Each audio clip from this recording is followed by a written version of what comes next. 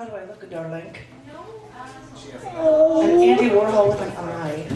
You look like Andy Warhol and I don't know. dungarees or something. I don't know. I have no idea what I am. So I'm going to say, ladies and gentlemen, boys and girls, hi.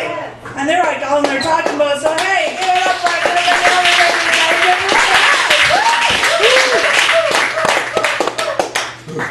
I'm actually going to not say anything at the intro and leave it for what I think was Chi-Fi from Elizabeth Harper here to start out the evening. So ladies and gentlemen, please give it up for Elizabeth Harper.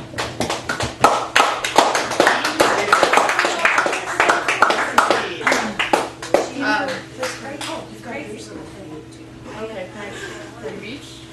You can move it if you like. Hi, Jerry. Pick it up. Yeah. Okay, how about yourself? Okay. Everybody likes a chicken salad sandwich. So yes, I wrote a short play that I performed at the Chi-Fi convention that was at the Palmer House Hilton recently. But not a lot of people got to see it, so I'm going to do it here. Yay! And so I've set this up so you can tell that it's a play, and so the setting is Planet Starbucks. And this is a Starbucks barista, and this is Spock, and this is Valerie Solanas, and for those who don't know, Valerie Solanas is the woman who shot Andy Warhol, and she's also the author of the famous... What? I'm still here, or I tried it. Yeah, she really did a number on him, but anyway, but she always felt bad because she didn't succeed in actually killing him. But I just read a biography of her recently. But anyhow, she also wrote the Scum Manifesto. Does everybody know what the Scum Manifesto is? Scum Manifesto. Yeah, it's so, basically Scum stands up for Society for Cutting Up Men. And in her manifesto, she describes all the problems with society very eloquently. And the famous quote is, "Life in this society being at best an utter bore and no aspect of society being at all relevant to women, there remains to civic-minded, responsible, thrill-seeking females only to overthrow the government, eliminate the money system, institute complete automation, and destroy the male sex." So I thought, well, what if she was... In your spare time. What if she was actually able to realize her vision. Anyhow, the title of this play is Spock and Valerie Solanas meet for a coffee date at the big Starbucks in the sky.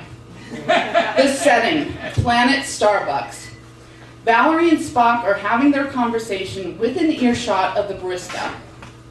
Valerie, as she sips her black coffee, starts the inevitably awkward conversation.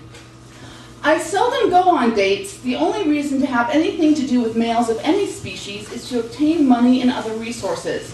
Having colonized my own planet Scum, which is run according to the principles outlined in my seminal work, Scum Manifesto, I have neither the need nor desire for male company. But I've deigned to meet with you because I'm looking into expanding the interplanetary male auxiliary of Scum, and it occurs to me that you might not be totally offensive and could be potentially useful, but the proof, instead of being in the pudding or the pussy, is in the potential for groovy conversation. Maybe you're cool, then again, maybe you totally suck, and you and your gender and species should be destroyed, eliminated in fact. If it happens to be the case, you aren't even good enough for slave duty." Spock, also sipping black coffee, replies, "Thank you for meeting me and for your interest. I find your ideas about a totally automated society without work and money very intriguing, and your scientific discoveries and breakthroughs are extremely impressive. But I must have you know that I have no interest in being a member of a slave class or in recruiting other males to be slaves. You and I are kindred spirits in our admiration for logic and rationality, so you must understand that since you yourself do not want to be a slave, it would be highly illogical for any member of a logical species to want to be a slave." Valerie: "Perhaps slave isn't the right word.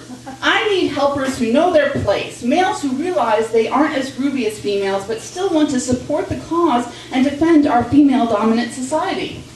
Also, with your ability to mind meld, you could help us determine who our true enemies and allies are. And you could mind meld with us groovy females, so you'll know how truly groovy, logical, and enlightened we are."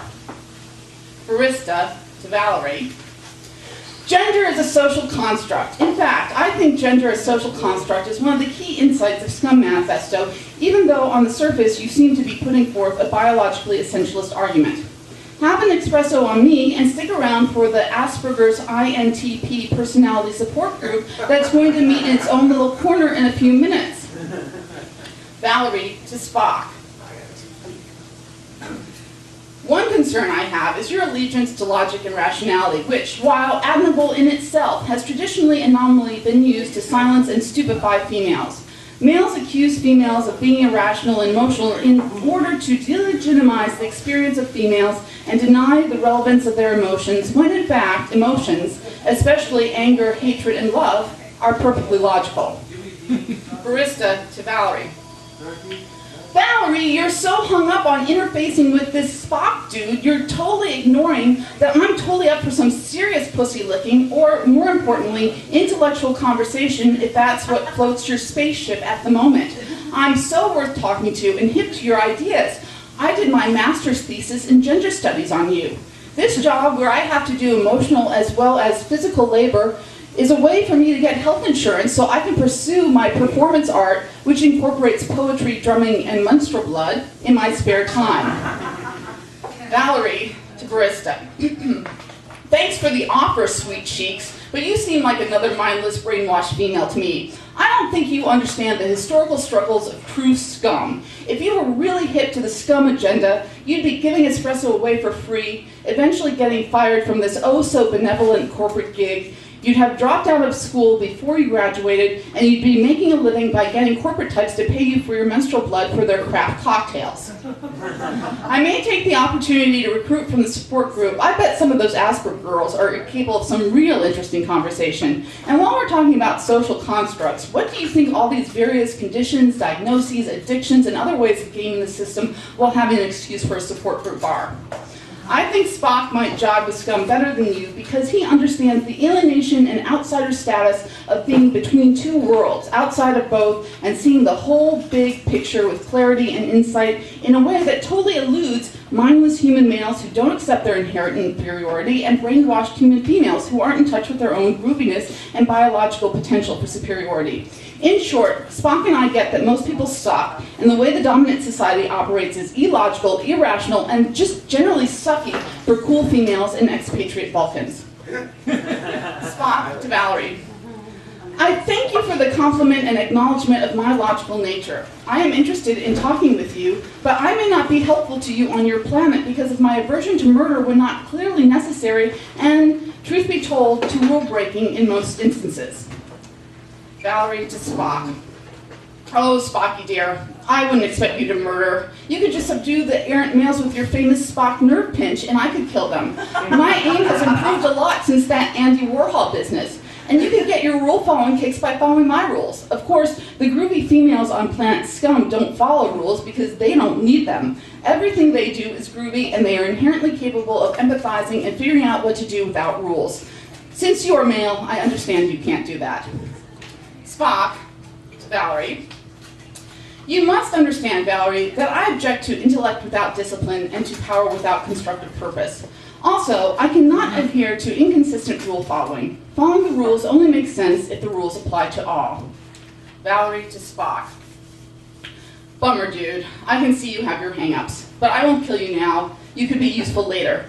Well, at least we tried, and all it cost you was the coffee. Spock. See you around, Valerie. Long live and prosper. Valerie. Scum lives! Barista. Really, guys, stick around for the support group. Be cool, though. Those Aspies are really sensitive. Thanks.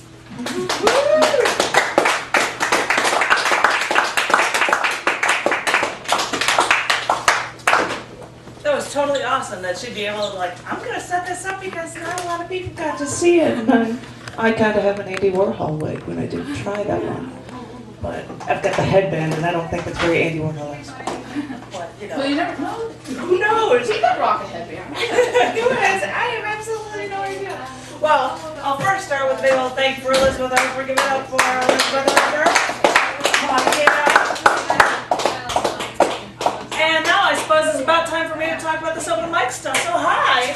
Hi, how is everybody doing? pretty good. Happy April Fools. This is the only reason why I thought I'd try this wig and do something. And I have no idea what that means or anything. I just thought, I don't want to deal with my hair, so I put on a wig. That was what I thought. And as she had said, she did this thing for Chi-Fi, and I read pieces about Star Trek for 2 shows, and man, there's no way I'm going to read anything about Star Trek to you guys, because I don't think anybody wants to hear stuff. Like, I am so done with doing that stuff. But I also just recently did a feature at Sisters on a Journey out in Hyde Park last weekend. Yeah, and Lynn was there. And I was actually thinking, because I loved how people reacted when I got all high-tech with the last piece, of doing that last piece for this, and that's my one piece for this intro for it. So yeah, from back when I did Journey, my poems, there was a bunch of things about my mom. And I had written one recent one that was supposed to be not quite so depressing in the world of anything, so I hope you like this one. It's called Old School and High-Tech Monuments.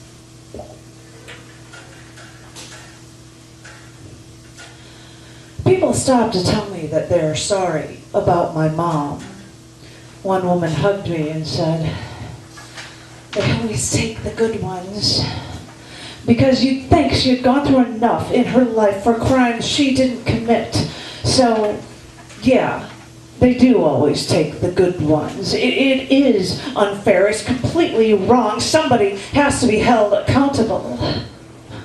She was one of the good ones, and I hate you for taking her like this. I don't care who you are. You who leaves me sitting here to write until my fountain pen runs dry.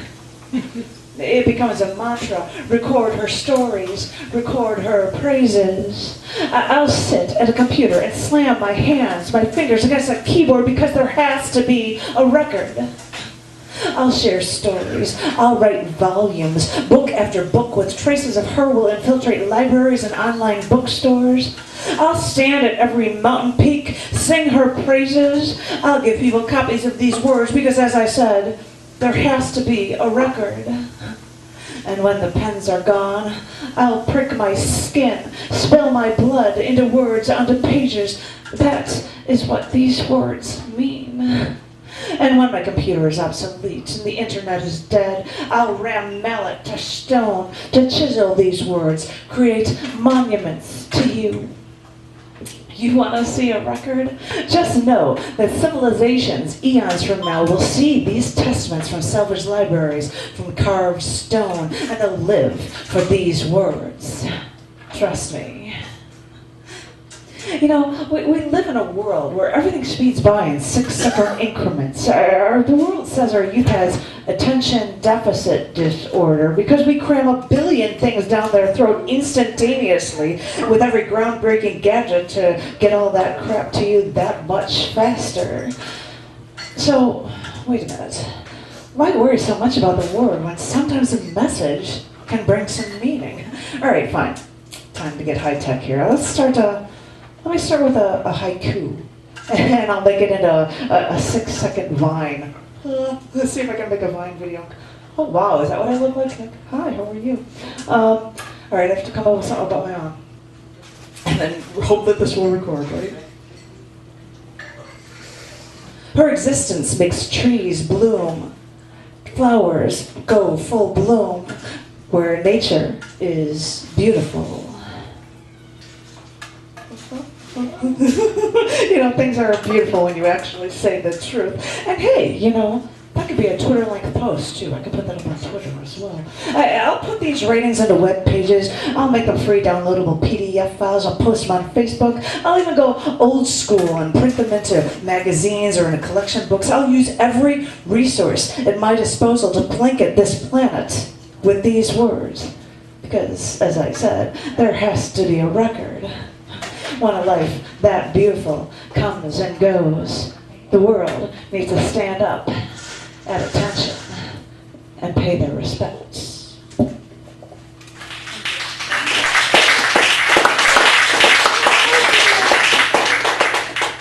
All right, craziness. Just for that, I'm going to have to call up Joffre for something. So give it, if you're ready, my darling, please give it up for open mic. Give it up for Joffre Stewart. Woo!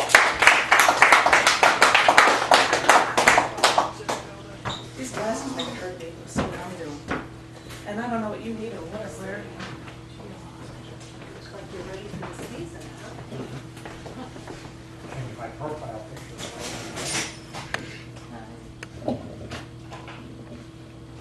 I'll do three, two of them mine. The first one from the War Crimes Times.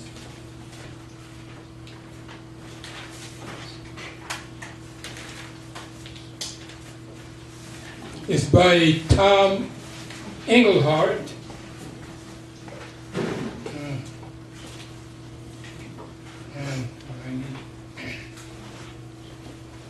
I see it.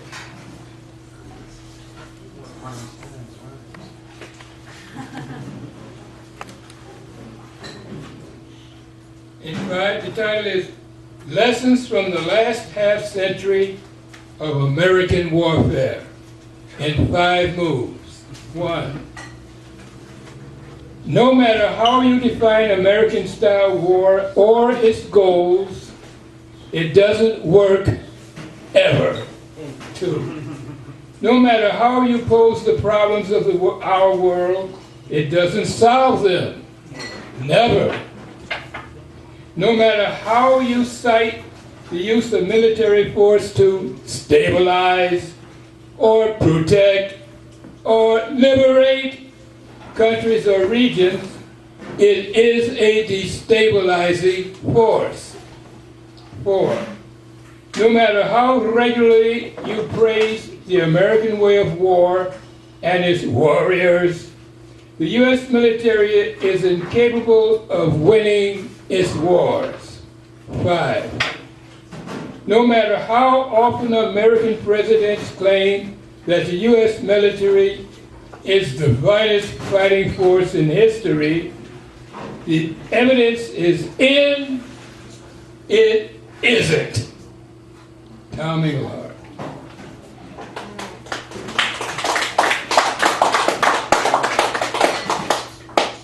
My two are about today. The title is April Fool's Day. According to some mathematicians, it was on a pagan name day like today, Sid Yiddish Day, April Fool's Day, that a carpenter was made to carry his own cross, according to Kazantzakis, and to it was nailed, according to some Fourth Presbyterians, by the Romans, absolving Jews and the congregation of sin. No Christ killers at the miraculous 126 East Chestnut, Boo Mish, that is. Although you might find a few who know how to suppress your free speech, dare you suggest Israel might have a sin. I don't know how that works with Presbyterians getting into the boycott of Israel, but I don't go to any church long enough to find out. 6 days after April Fool's Day puts Jack Benny and George Burns in seventh heaven, considering that a bigger man rose from the dead, and at some vaguely undisclosed time showed the Prophet Muhammad how to go to heaven. For how the two get along since the Crusades, you'll have to die and go find out for yourself.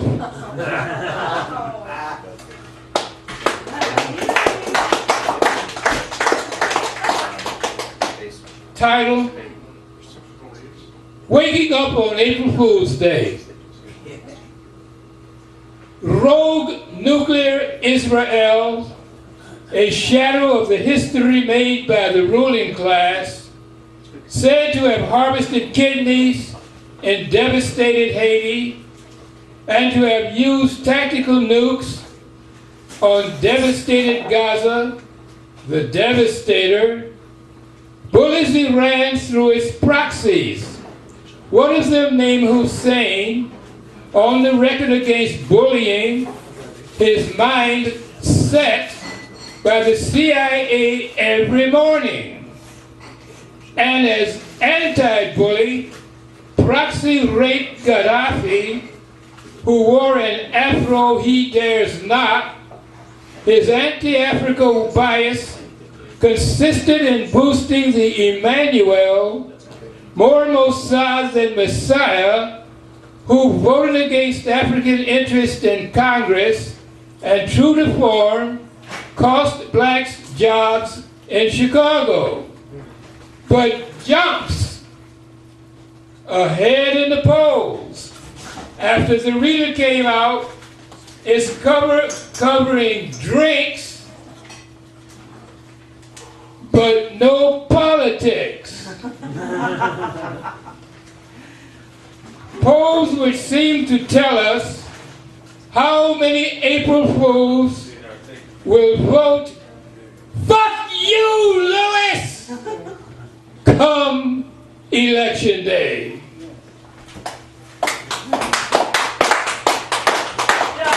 Joffre, thank you. My hair kind of matches Joffre's just because it's white. That's black. I am going to, we got all this stuff and it was all because of a setup from Elizabeth Harper, but it's not her fault, no. But there's a weird thing with trying to get the microphone or the camera to get the screen, because if it gets over this way, you get to see all the black space over there. So we always try to figure out, and thank you, John, for checking it, because I'm sure I'm off center with it now, but he's working or something, so I guess I'll fix it. I asked you to check that, but that's okay. I'll check it later. He must be working. That's not with my camera. Don't do it with my. But anyway, I hope that's better. Is that better? Yeah, you're actually on the screen now. Yay! I'm actually in the screen. I don't know. So I'm just saying that as my gentle reminder because I'm trying to record this because, like the NSA that I'm in cahoots with, apparently I like to video record these things so that all open mics as well as features, including the really awesome, I have no idea what's going to happen, feature from the Henchmen Along West. And yes, yeah, give it up for them, all right. That's going on. They're going to be a podcast. The open mic's going to be a podcast as well. If there's something that you're like, I don't want to have this on YouTube or a podcast, let me know. But otherwise, it is my gift unto thee. In the meantime, I'm going to get somebody that might say something political as well, please. Give it up for Jerry Pendergast.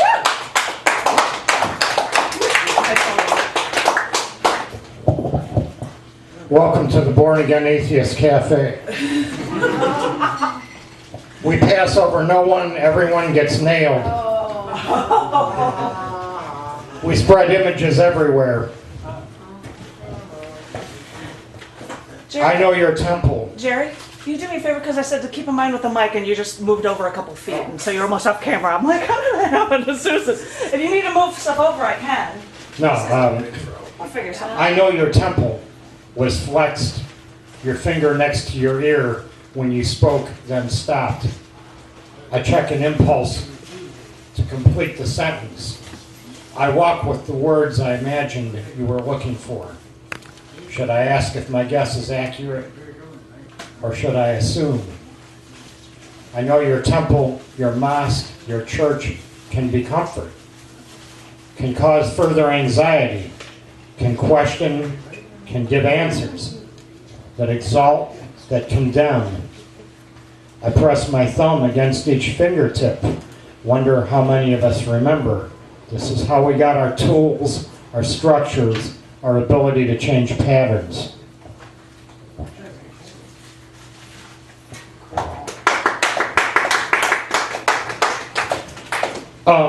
If Phil Oakes were alive, he'd probably change a zipper song of his that evolved from "Here's to the State of Mississippi." 10 years later, "Here's to the State of Richard Nixon." He'd probably say, "Here's to the State of Indiana." Okay, this is called Musings on the 147, late March.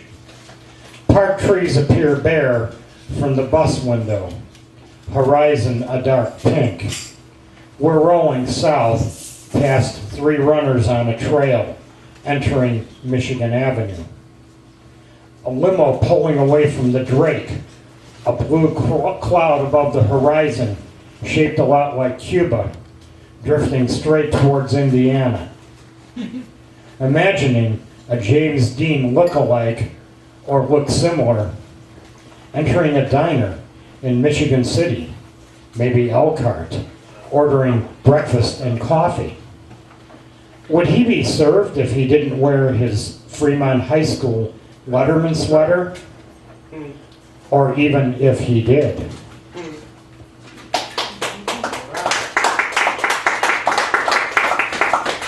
This is kind of an oldie. It's also dedicated to the Indiana State Legislature. It's another shout out to those patriotic Americans. They really know how to stand up for religious freedom. I'll tell you. Thoughts on Doma and domes. Do Ma and Pa need an act of Congress to stay together? Will the act steer the children straight? Or will alien thoughts, temptations leak through skulls like water through church domes, Capitol domes? Dom and Nate hold signs saying, "One man, one woman." Trixie walks by, asks, "Who the man? Who the woman?" Thank you.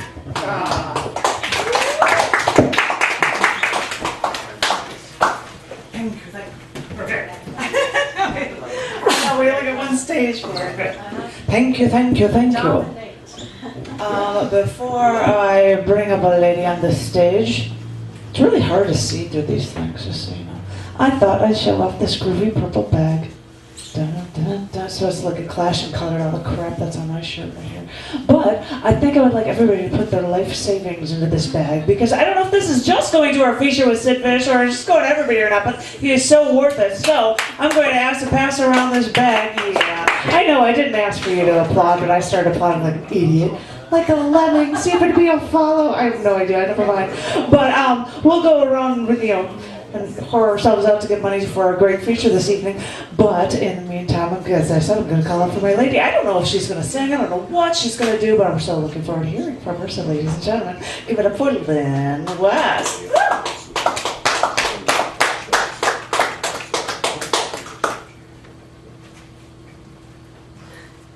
Good evening, ladies and gentlemen.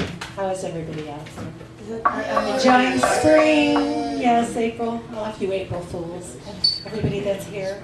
Are we all April Fools? Sure. Yes. Oh, yeah.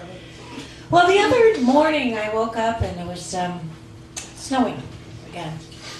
And it was rather depressing. And I started writing poetry that was a little dark, so I decided just to go for it. So this is dark shadows. No, dark poetry, I think. The siren pierces the black and white of winter returned, bars across the porch, looking to protect me from the cold of early morning's gray. Spring chirped, but birds are now silent. Crocus pushed heads up, sunny smiling, but the slush of an ambulance covers them, and the day is gray. Yes, day, gray. I know. Well, what the hell? I'm sorry, I liked it. Hey. Kaleidoscopes of winter's madness run wild through bars, looking across the street, looking across the world, trying to move past it. Bars across my window, bars across my mind, bars that take me away, bars that bind me. Freedom comes in many forms, caged and set free, like a bird to fly and come home to nest in spring's warm arms. She waits and hopes, knowing the truth often unfolds. The broken glass sings as it crashes to the ground. The sound startles, then resonates. The juices it holds, free and wetting hard surfaces, but free, crashing angry music from crashing angry souls. The broken woman sings, Her soul spills across an empty room, trying to fill the hole in her soul. A young man walks in, hard and cold, plays with her heartstrings, and plucks her dry. Thank you. Beautiful again. As his words wash away her wrinkles, woman of wonder looks beyond the prison of time and is taken captive by the gentle song of a lover. I think I have a time, I think I have a season now. This is silly. I think I have a rhyme, I don't know, it was just fun to write. Defend the grim reaper as he slashes your heart. Defend the grim reaper as he tears you apart. Offer him tea as he mulls over me, slowly forgetting new victim's wedding. Defend the grim reaper and me. Ooh. I bite my tongue. I chew my tongue. It becomes a disgusting piece of raw meat. I swallow the blood. I vomit my tongue in a lashing of pain. Its sharp edges cut the flesh of my mind. Those around me cry and wince. My tongue ties knots around my gut. I vomit more. All run for me, all hide. All but you, dear pen. You love my vomit. Up against a wall, I become paint. My back against the wall, it melts across the hard surface. The scars of pain open and colors drip. My skin crawls across the wall. I become the wall. The wounds open to dark colors of a little girl whose illusions cracked as Alice looked into the mirror and became smaller and smaller until all that was left was a hole, now erupting the holes of my soul against the wall. Drip, drip, drip, as I slip, slip, slip into hell. Awesome. That's it. Thank you. All right.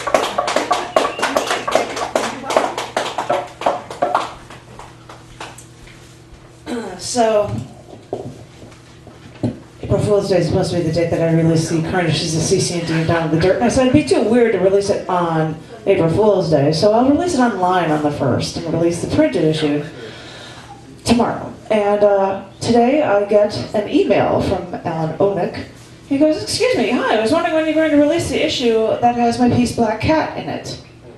And I'm like, oh, well, it was released online today, and because I didn't want to do it on April Fool's Day, it'll be tomorrow. But lucky you, we decided to name this issue after your piece, Black Cat, which is a Bengal tiger that was in India. So anyway, I just wanted to share that one from Down in the Dirt. And I want to read a select few pieces in here before I call up my Bobster, my better half. I'm trying to find some really, really, really short pieces from different people in here. This is Untitled Cat, because he got a ton of untitles. He's got to give some of a reference. This is an untitled poem by Donald Gaither. The cat's eyes follow one ghost. Her ears another.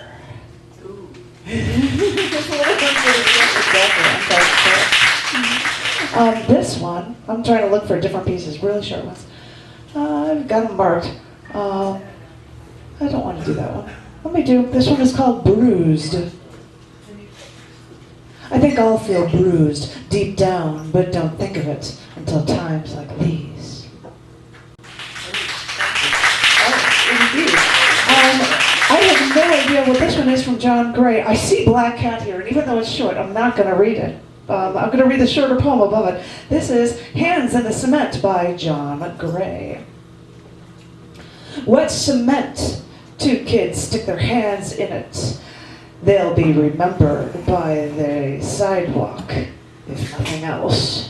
Well, it's not done yet. Oh, I'm sorry, I got 4 verses, but that's a really funny line there. Sorry. Probably figured early that footprints in the snow or sand didn't cut it. Not scribble on walls or scratches in desks. There's an art to not being nobody. So get it while it's soft. It'll be hard again come someday. So things in the sidewalk. All right, thank you, John. Thank you, John. And maybe I can convince the Bobster to read something here from Doug Draime or something, and he reads his other pieces. So please give it up for the Bobster himself, Bob Rashkow.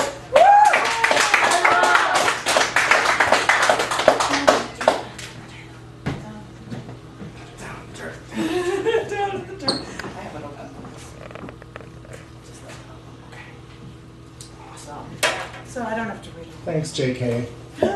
Thanks, VR. By the way, Lynn West is here all the way from Cincinnati, Ohio tonight. April Fools. I couldn't resist. Okay. This is from the, April 2015 edition of Down in the Dirt, published by Scars Publications, and it's by Doug Draime. It's called 24-Hour Surrender. There are those days, those bastardly blood-dripping days, when you know more than on other days that the world is totally insane. Insane with greed, insane with overpopulation, insane with warring butchery, insane with egomania, insane, raving devil insane, mad and insane with corporate fangs of inhumanity and death, and you just want to crawl up under the house on those days. Crawl up under the house and pull the earth up over you.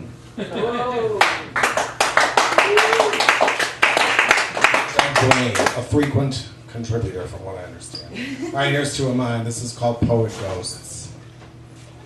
I'm not always aware that they're in the air, but sometimes a leaf falls in a funny way, or a rustling hey calls out from behind a bouquet, or a quick wave from across a diner, a sudden reminder of the writing hour.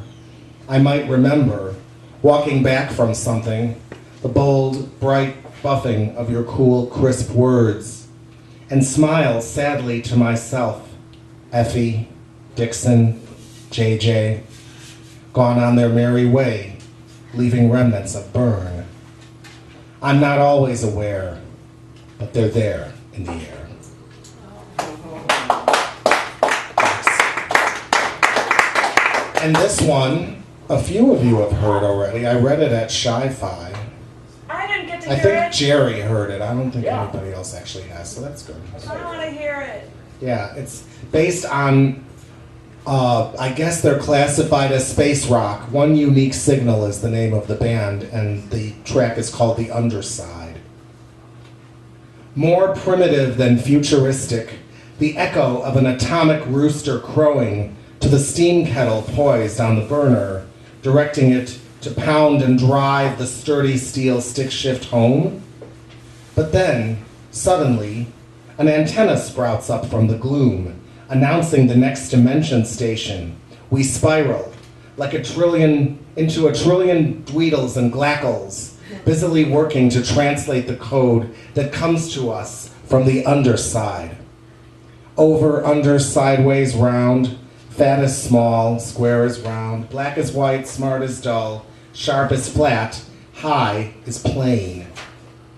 Last, the robots propel us back to the known realm, each with its brief but decisive message, printed out on digital ink paper in our hands. Wait, we are not ready yet. Thanks.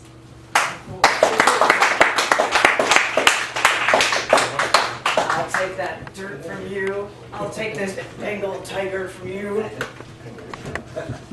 That was at the Bay of Bengal, which was cool. So, anyway. Ladies and gentlemen, I really love it when this is newbie status, but this is ultra awesome status. So I want everybody to scream like frickin' idiots for this guy. To that effect, but bigger. Give it up for Kevin Smith. Come on up, darling. Give it up.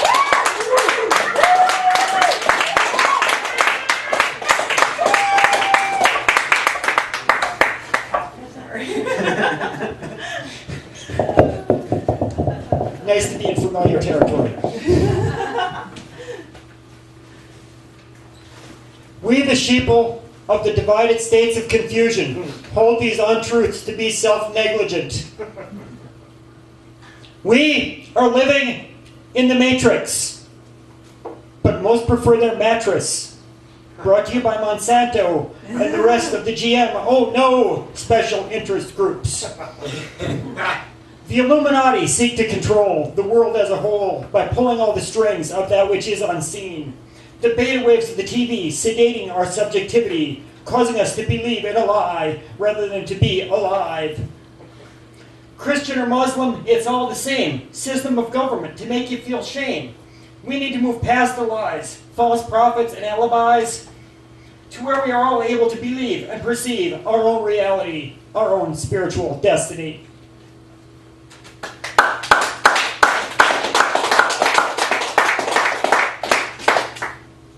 We used to be the land of the free, breaking ties with corrupt society, a sovereign nation, no tyrannical rule, but history repeats itself. Unjust taxes over tea or proposed by the GOP, policing of our own by army and by drone, the killing of innocents, women and infants. The land of the free? Maybe we used to be, now laden with hypocrisy. Tendency of the GOV to play GOD through HAARP, genetic engineering, and the like. We used to be the land of the free. Or did we? Giving blankets with smallpox to indigenous society, thinning of the herd through virus and vaccine, altering what we eat and breathe with poisons yet unseen. The land of the free may be an alternate reality. Yet I remain optimistic of the future of humanity.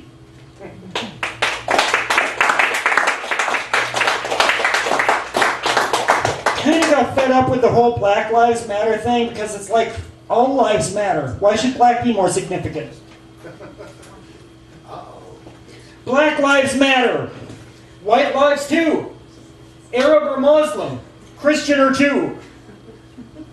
Gay or straight, it don't matter to me. We're all in this together, one part of humanity. Originally written as we the people, now we're divided like a flock full of sheeple. There's no difference in our soul, you see. They're all illusions created by society. There's no difference between the 1 and 99 because money's not our God. At least it's not mine. It's all an illusion, virtual society, created by the mediocrity.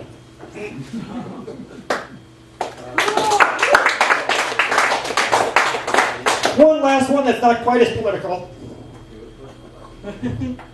I try not to do others wrong, though some may not see it that way. When planning for the future, one does not always understand the choices of today. Perhaps we've all stepped on some toes, but how can one expect others to know if the ends justify the means, when from the outside perspective, the big picture remains unseen? When acting as an agent of change, one has to break a few rules. You can only experience freedom when you have nothing left to lose. I'm not trying to rationalize the decisions which I choose. I just ask you to accept them, and I will not judge you. We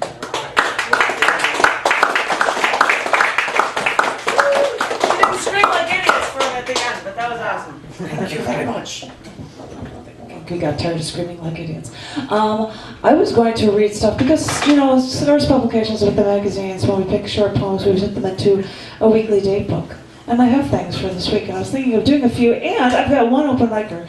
Dan, that would be you. And I want to know, I want to make sure, I see a ton of people here, and did I miss anybody, or is there anybody that wanted to come up for the open mic? I'm yelling it right now. Poem? Pardon me? I'd like to just read one poem. That would be awesome. Then you'll be right here at the end of this after Dan. But I was gonna just because the weeks go by and I want to do something. So I know that Janine Ravaslut knows Fritz Hamilton, which was from a previous week, and I just got an email from somebody saying what fantastic, intriguing writer. What a, fascinating. I'm like, he's just this man that sends me a ton of stuff and he accepts stuff every once in a while. And this one is from Fritz Hamilton and it's called Now That My Son Todd Is Dead. Now that my son Todd is dead, I look through the trees and find him in every leaf that wiggles and every bug that makes a noise and every bird that tweets in the sun and this warms that warms me. I find him everywhere and nowhere. I look all over and can't find him until I check my heart and he is beating through me. He is wherever I am, and that's the way it's supposed to be.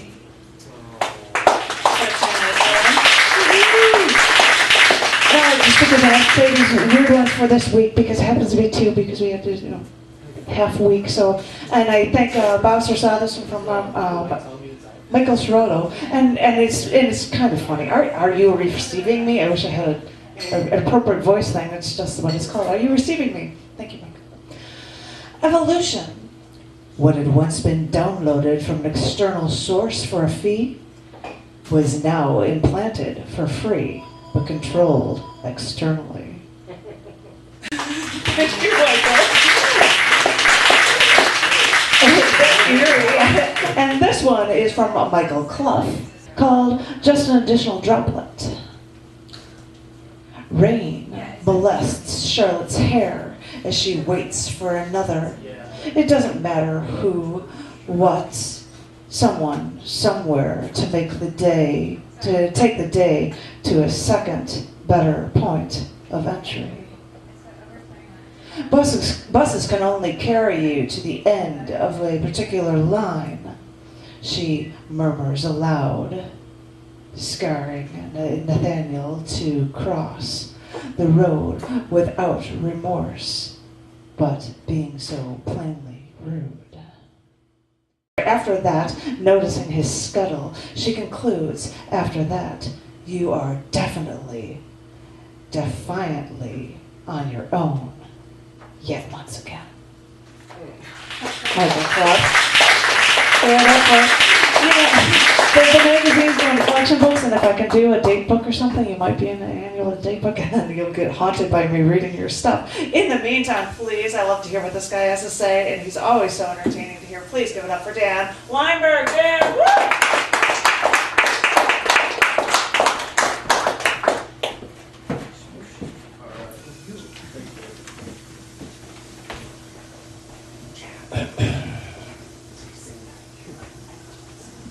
Since it's springtime, people are going a little crazy.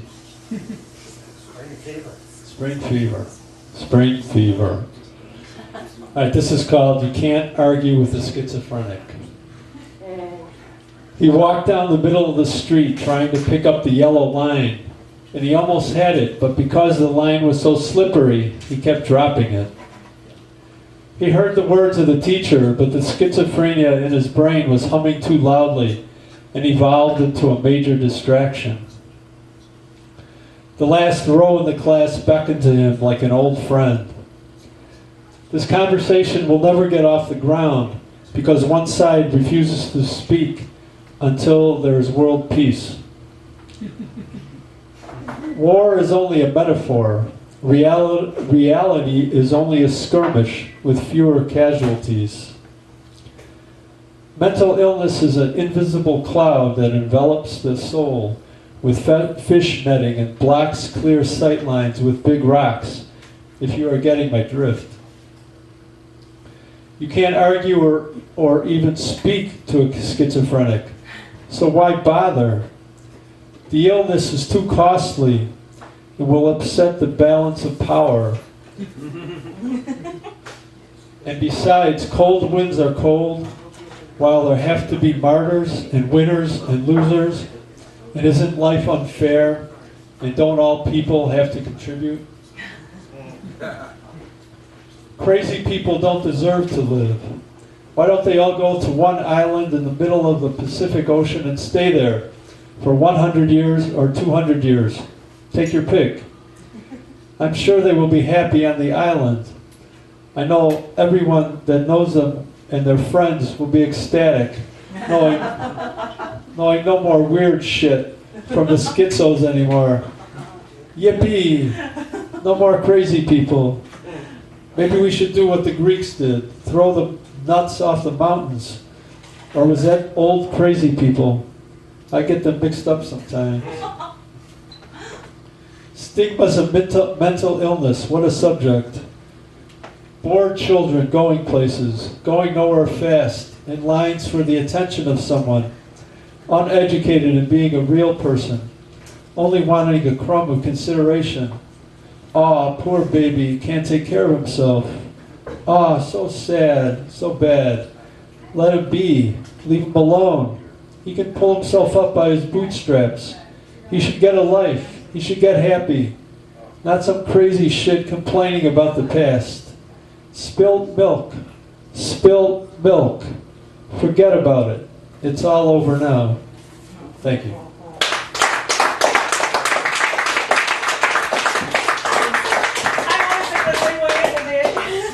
Thank you.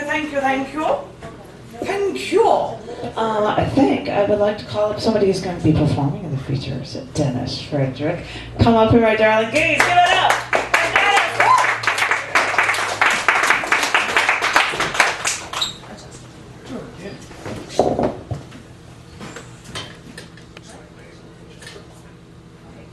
This is a poem called What Are You Gonna Do About It?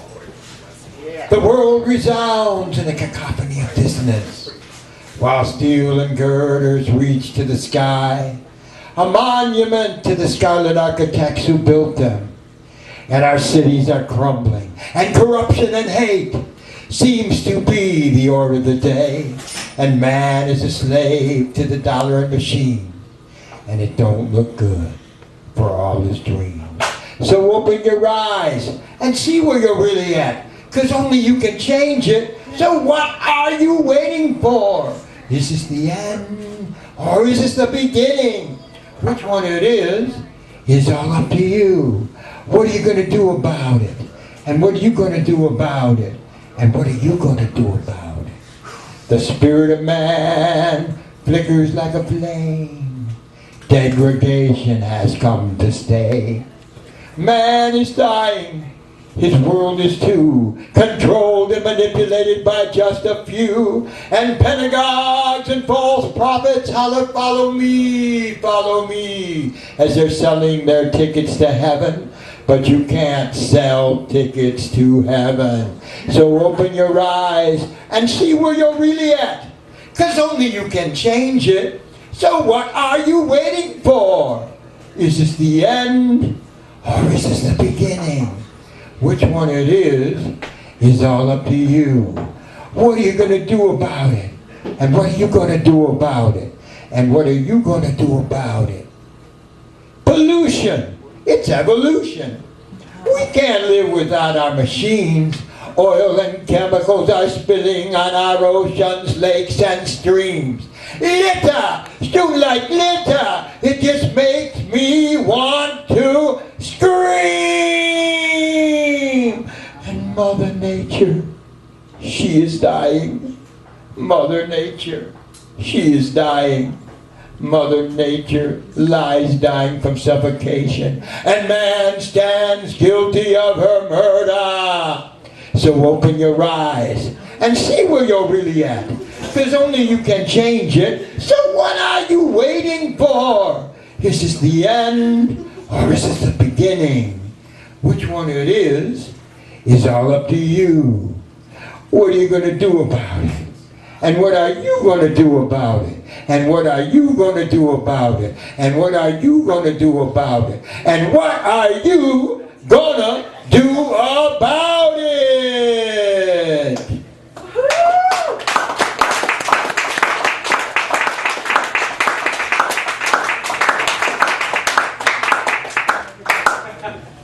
I don't know what I'm going to do about it right now. I'm going to say that everybody should be getting ready for a phenomenal feature from Sid Richmond. Awesome. He's going to, I know, need some setup time, so thank you all. Keep Tressa extra busy for the next few minutes, and we'll be back with the feature in just a bit. Thank you.